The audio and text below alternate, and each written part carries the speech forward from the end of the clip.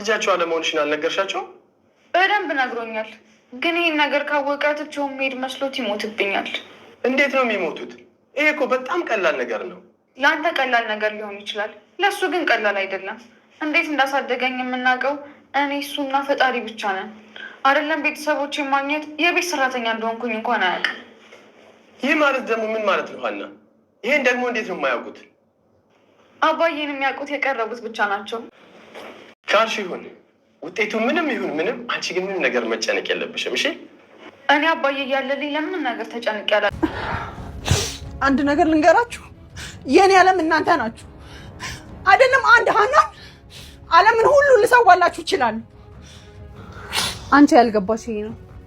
ሀና ከዓለም ትበልጣለች። ሀናን አይደለም የወለደ አንጀት ይቅርና እኛ ወጣቶቹ እንኳን የምንሰፈሰፍላት አይነት ልጅ ናት። እዛ ቤት የገባሽው እኮ ከሀና ጋር አሳጣ ገባ ለመግባት አይደለም። እና ፊት ለፊቴ ስታማኝ ዝም ማለት ነበረብኝ? የፈለጋችሁን ብትልሽ አንቺ ምን ጨነቀሽ? አክስቴ ምን እያልሽ ነው? ብናገር ምንድነው ችግሩ? ይኸውልሽ እርግብ፣ መጀመሪያ የምርመራ ውጤት ይላቅ። እሱን እኮ በእኔ ሰላም ሆነች ምናሴ ከአንቺ በላይ እሷ እህታቸው እንድትሆን ነው የሚፈልጉት። ምን? እንዴት? ለምንድን ነው የምታሳዝኝ? ለምንድን ነው ሰራተኛ የማትመስኝ? ለምንድን ነው ወጣትነቴን የምታስታውሺ? ለምንድን ነው ልናገርሽ ስላፊ የሚያያዝብኝ? ማብቂያ የሌለው ጦርነት ነው። ወይ ገለን ነው የምንወጣው፣ አለበለዚያም ደግሞ ሞተን ነው የምንወጣው። ሰምተሽኛል አይደል? እሺ።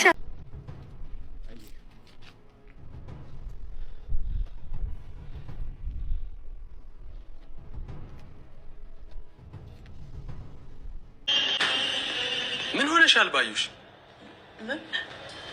መቼ መጣ? መምጣቴን አላወኩም ለማለት ነው እንዴ? ኧረ እኔ አልሰማሁም። ምን ሆነሽ ነው ግን? በጣም ተደናግጠሻል እኮ። በቃ እንደውም ልሄድ። እንዴ ምን ሆነሻል ባዩሽ? ምን ሆንኩኝ እንዴ? የመጣሽ ደርሰሽ ለመመለስ ነው እንዴ? እኔ እንጃ። ለምን ነበር የመጣሁት? እስቲ ነይ ተረጋግተን ገብተን እንነጋገር። አይ ልሂድ። ግድ የለሽም ባዩሽ፣ ተረጋግተን እናውራ። ልቀቀኝ፣ ልሂድ። ብሄድ ነው የሚሻለው። እዚህ ድረስ መጥተሽ በደንብ ሳናውራ እንዴት ነው የምትሄጂው? መስፍን በሩ ልቀቅልኝ። ምንድን ነው ያልሽው? በሩ ልቀቅልኝ አልኩ አይደል እንዴ? ሰማ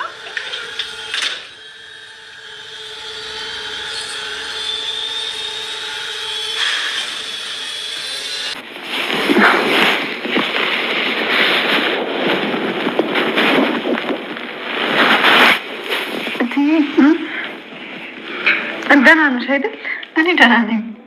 እንዴት ነሽ አንዬ? እግዚአብሔር ይመስገን። አንዬ ምን ሆነሽ ነው ትናንት የቀረሽው? አይ ምንም፣ ከአባዬ ጋር የሆነ ቦታ ላይ ሁሉም ሀሳብና አስተያየት እየሰጠ የሚገኘው እንግዲህ ወይዘሮ ባዩሽ የሕክምናውን ውጤት ትቀይረዋለች በሚለው ነው ማለት ነው። ሁሉም አምኗል እንደምትቀይረውና እንዲሁም ደግሞ የሀሰተኛዋ የሜላት ልጅ ሆና የምትቀጥለው አሁንም ሀሴት ነች በማለት እንግዲህ ብዙዎቹ በኮሜንትም በሀሳብም ሲናገሩ እንግዲህ እያየን ነው። እናንተ ምን ትላላችሁ? እኔ በበኩሌ አዎ ትቀይረዋለች፣ ግን ደግሞ እውነት ትዘገያለች፣ ትመነምናለች እንጂ አንድ ቀን ትወጣለች። ወይዘሮ ባዩሽ ያሰበችውን ነገር እንግዲህ ካደረገች ካሳካሽ በኋላ ነው ወይዘሮ ሜላትም የምትነቀው። አሁን ላይ መስፍኔ እጅግ በጣም ነቅቷል ማለት ነው። ምክንያቱም ስትደናበር ባለው ነገር እንግዲህ የባዩሽ መደናበርና እንዲሁም ደግሞ የአቶ መስፍኔ ወደ እነሱ ቤት በመንጣቱ አሁን ላይ ግራ ገብቷት ስላለ በዚያ ምክንያት እንግዲህ ትንሽ ጠርጥሯታል።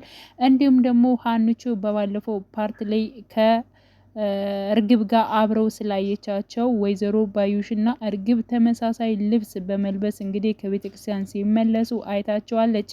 ስለዚህ እሷም ጠርጥራቸዋለች። ስለዚህ በተለያዩ ነገሮች ጥርጣሬ አሉ። ከጊዜ በኋላ እውነታው ይወጣል። ለጊዜው ግን ውጤቱ በእርግጠኝነት እንግዲህ የሀሴት ነው በማለት ሀሴት እርግብ ነች በማለት እንግዲህ ይሄ ውሸታቸው የሚቀጥል ይመስለኛል። ግን ሀንቹ አሁን ላይ እጅግ በጣም የሚያሳስባትና በጣምም ያስፈራት ያለው ከነ ወይዘሮ ሜላት ቤት መቀጠል ትችላለች ወይንስ ደግሞ ትወጣለች የሚለው ነው። ምክንያቱም ከነሱ ቤት ከወጣች አባቷን ማሳከም አችልም። ከነሱ ቤት የሚከፈለኝ ሌላ ቤት ሊከፈለኝ አይችልም።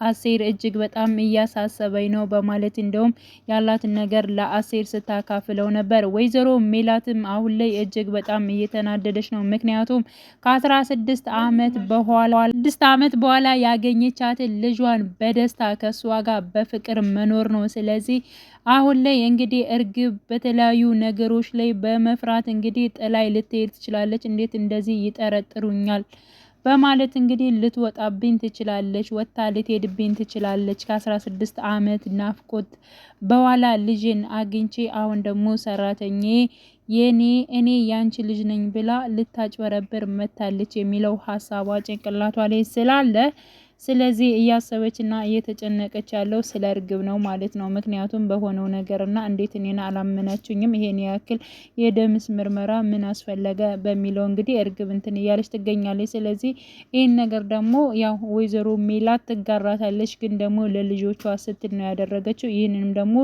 ለምናሴን እንዲሁም ደግሞ ለሰላም እነሱን ለማስደሰት ነው እንጂ እኔ ምርመራው ራሱ እንዲካሄድ ፍቃደኛ አይደለሁም። ልጅን ወድጄ ፈቅጄ ደስ ብሎኝ ተቀብያታለሁ፣ ልጅን አግኝቻለሁኝ በማለት እንግዲህ ያው ስትናገር ነበር። ስለዚህ የውጤቱ ነገር ካለቀ በኋላ የምርመራው በኋላ ግን ምን ጥቃርጌ አስወጣሻለሁ፣ አሁን ላይ ጠግበሻል እያለች እንግዲህ ስለ ሀና ስትናገር ነበረ። ወይዘሮ ሜላት እንግዲህ ለጊዜው ሀሳቧ አሁንም ድርቅ እንዳለች ነው።